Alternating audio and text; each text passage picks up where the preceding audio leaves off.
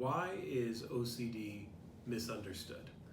And I think for both of us, that's a really interesting thing, especially in the aspect of, as a treater and a person who's had OCD, taking a look at what are we really dealing with a misunderstanding of OCD.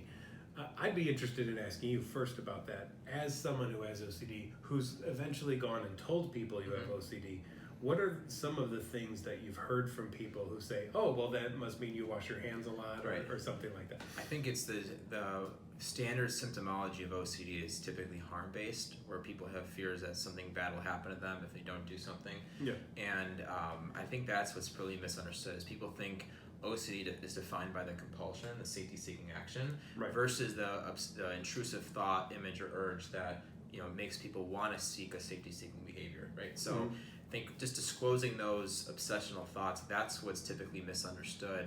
And when you explain what's going on there, they typically, either A, listen to the thoughts and say, wow, you must be going quote unquote crazy, or B, they see the actions and they think, well, it must be because you're doing this for a reason, right? You're maybe washing your hands because you think you're going to get sick, but they don't realize that action is associated with maybe an intrusive thought about your dog, right? The compulsions are sometimes disconnected from the fear. Yeah. And so I think just the fact that most people don't understand the obsessional thoughts, that's what makes people oftentimes with OCD, and it makes them hesitant to talk to people about what's going on.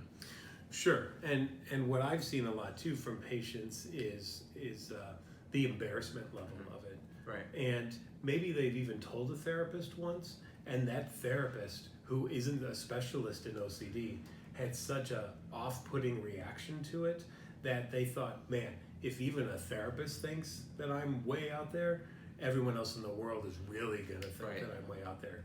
And who can I tell now? Because if I can't even tell a therapist about it without them wanting to say, call child services on me or something like that, who is there to really call and tell about what I've got going on? Yeah, that actually happened to me.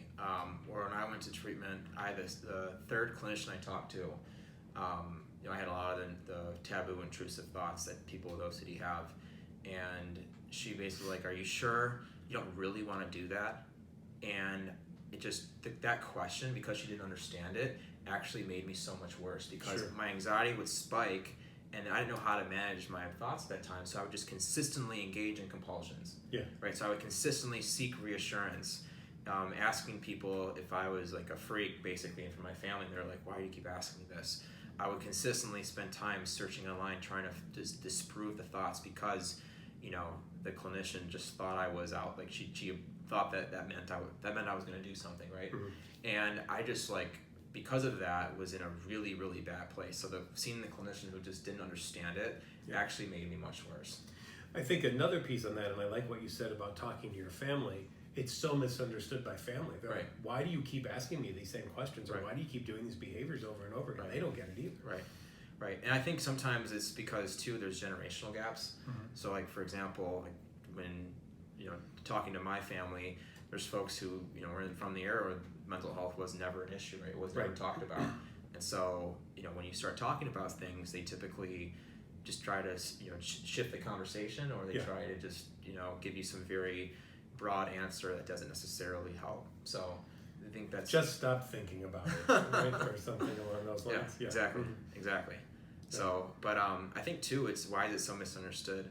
Not just from a clinician and patient perspective at a micro level. I think, the OCD treatment industry hasn't received the resources that other industries have in terms of spreading disease awareness, right? I think it's, if people realize what happens when OCD goes untreated is people develop other conditions, they become very costly, you would see the healthcare system pouring resources into OCD awareness, right? And so, I think that switch is about to happen soon as the OCD problem, quote unquote, gets uncovered. But, we really have a lot of work to do to get there. And so there's two ways you can, one, drive awareness both from a micro level by just, talking about the condition and talking about the symptoms. But I think from a macro level, you can really influence leaders in healthcare to pay attention to OCD and to put resources into treating it and show them the results of what happens when you do that. that. So yeah, and I like the work you're doing with that, and the International OCD Foundation is doing with that as well too, because we want to take OCD away from being just a funny subject of movies and TV shows. Right. That we can make a whole episode about the fact that someone's pen has to be in this angle and not this angle or something like that. Right. And even the jokes like around Christmas you'll see obsessive Christmas disorder or something for people who have too many Santas in their house or something like that. Yeah, and looking at it as really much more of a serious kind of issue that it is. Definitely. You know, we wouldn't poke fun at depression. Right. Right.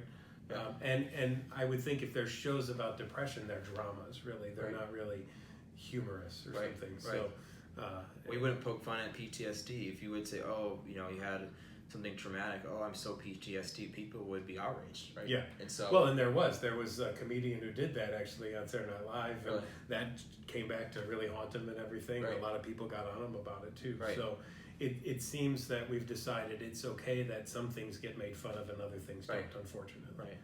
Right. Well, I think it comes down to basically people understanding that OCD is derived typically from these unwanted, intrusive thoughts, images, and urges that are typically taboo in nature oftentimes, and they cause people to do safety-seeking actions. I think if people realize the reason behind why people do actions, I think if they knew it was because of thought obsessions, they would really realize how crippling of a condition this is. Because imagine having the deepest, darkest fear of yours, you know, playing on repeat 24/7. I mean, you think of that, people know what that's like for, you know, maybe a few seconds. They don't want it all day long. So, or if they've had one experience, they might have that for a day or two, but just to, like you said, to go for months on end, years on end, even. I mean, the person I treated with the longest going OCD was 70 years of OCD. Wow.